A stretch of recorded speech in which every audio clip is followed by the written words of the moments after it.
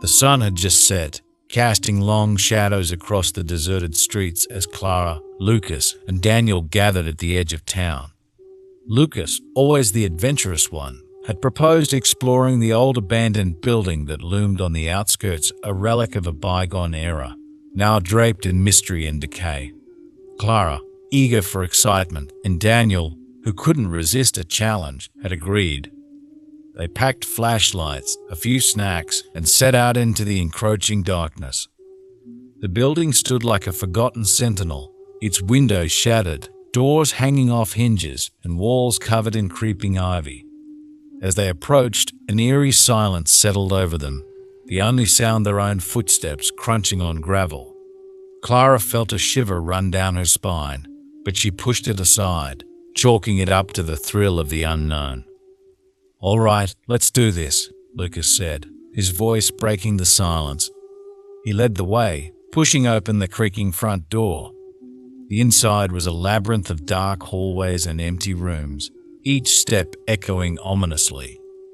The air was thick with dust, and the faint smell of mold lingered. They explored cautiously, their flashlights cutting through the darkness. Old furniture lay in disarray, and graffiti covered the walls. It felt as though the building itself was alive, watching them with unseen eyes. Despite the creeping unease, they pressed on, their excitement outweighing their fear. But as they ventured deeper, Clara noticed something unsettling.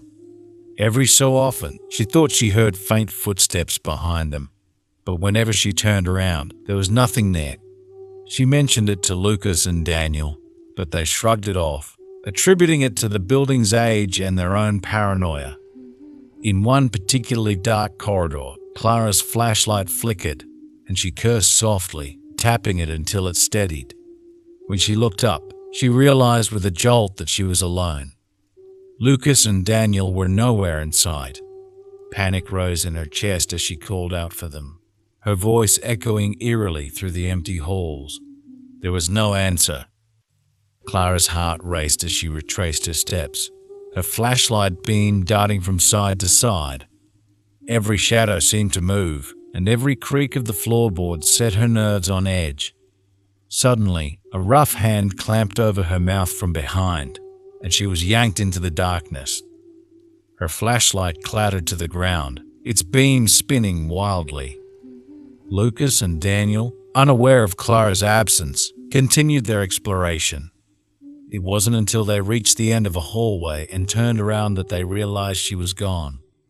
Panic set in as they called out for her, their voices echoing through the empty rooms. They split up, searching each apartment, their anxiety growing with each passing minute. Meanwhile, Clara was dragged through the building and out a back entrance she hadn't noticed before. Her captor moved swiftly, his grip like iron. She struggled, but he was too strong. They moved quickly away from the building, leaving its ominous silhouette behind. They plunged into the thick woods beyond the town, the branches tearing at her clothes and skin.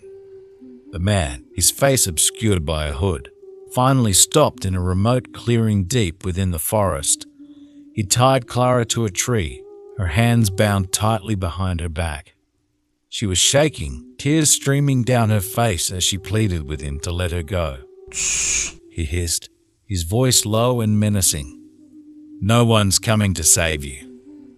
Clara whimpered, feeling utterly helpless. "Please, just let me go. I won't tell anyone." The man chuckled darkly. "Oh, it's not about that, sweetie. It's about control. It's about watching the light fade from your eyes." He prowled around the clearing, occasionally stopping to glare at her with a twisted smile. "You see, everyone thinks they're safe. They think someone will always come for them.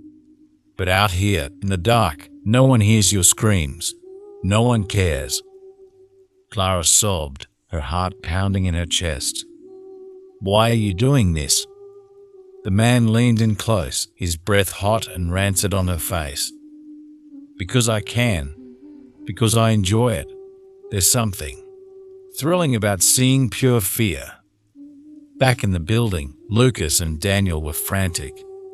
They had searched every room, every corner, but there was no sign of Clara. Desperation set in, and they called Clara's father, their voices trembling as they explained the situation. Clara's father, a formidable man with a commanding presence, was furious. He berated them for their carelessness, his voice a mix of anger and fear. But then he calmed, pulling out his phone and accessing the tracking app linked to Clara's AirTag. "She's not far," he said, his tone now focused and determined. "Let's go." The three of them set off into the woods, guided by the signal. The forest was dark and foreboding, the branches clawing at them as they pushed through. Lucas and Daniel stayed close to Clara's father, their fear mingling with a growing determination. In the clearing, the man continued his unsettling monologue. "You know, people are so predictable. They think the world is safe, that monsters don't exist.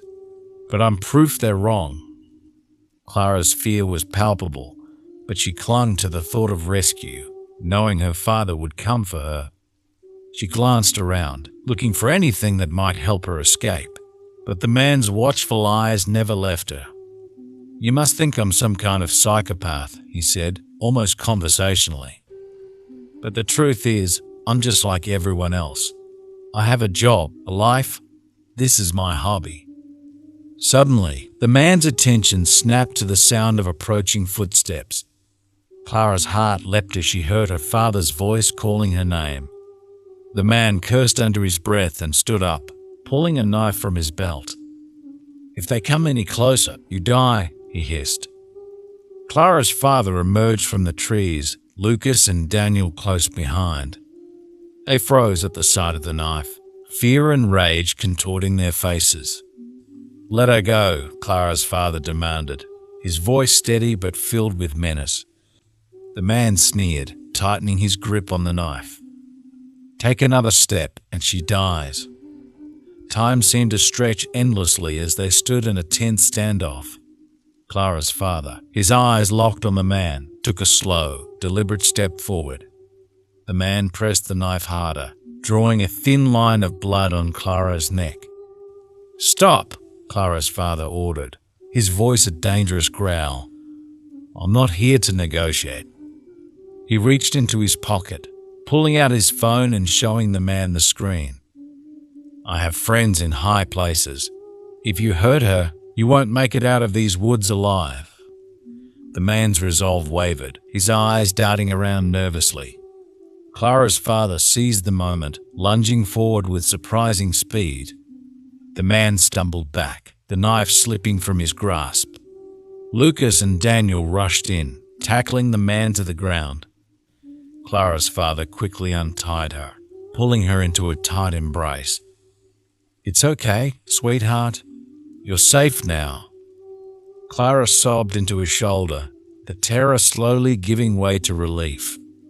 Lucas and Daniel held the man down, their own fear transforming into anger. Clara's father looked at them, nodding approvingly. "Good job, boys. Let's get him to the authorities." As they prepared to leave, the man looked up, his eyes filled with a mix of fear and defiance. "This isn't over," he spat. "I'll find you." Clara's father ignored him, focusing on his daughter. "Lucas, Daniel, take Clara to the car. Here are the keys. Go home. I'll deal with him." Lucas and Daniel nodded, helping Clara to her feet and guiding her through the woods. As they reached the car, Clara looked back, worry etched on her face. "Dad, be careful." "I will, sweetheart. Don't worry," he replied, his voice reassuring. Lucas and Daniel got Clara into the car, and Lucas started the engine. They drove off, leaving Clara's father behind. The journey home was silent, the weight of the night's events hanging heavily on them. When Clara's father finally returned home, his clothes were dirty, and a grim expression was etched on his face. Clara rushed to him, relief flooding her eyes. "Dad, what happened? Is he?" Clara's father put a gentle hand on her shoulder. "He's gone, Clara. He no longer exists in this world. You don't need to worry about him anymore." Clara nodded, tears streaming down her face as she hugged her father tightly. "Thank you, Dad." He held her close, his own eyes glistening with unshed tears. "You're safe now. That's all that matters." The memory of that night lingered like a dark shadow, but Clara knew she was protected. Her father had ensured that the man could never harm her or anyone else again. The bond between Clara, Lucas, and Daniel grew stronger, forged in the crucible of fear and survival. They never returned to the abandoned building or the dark woods beyond.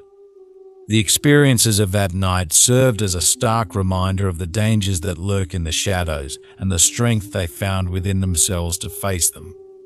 If you enjoyed Clara's terrifying adventure and the suspenseful journey of her friends, be sure to subscribe and hit the notification bell for more thrilling stories.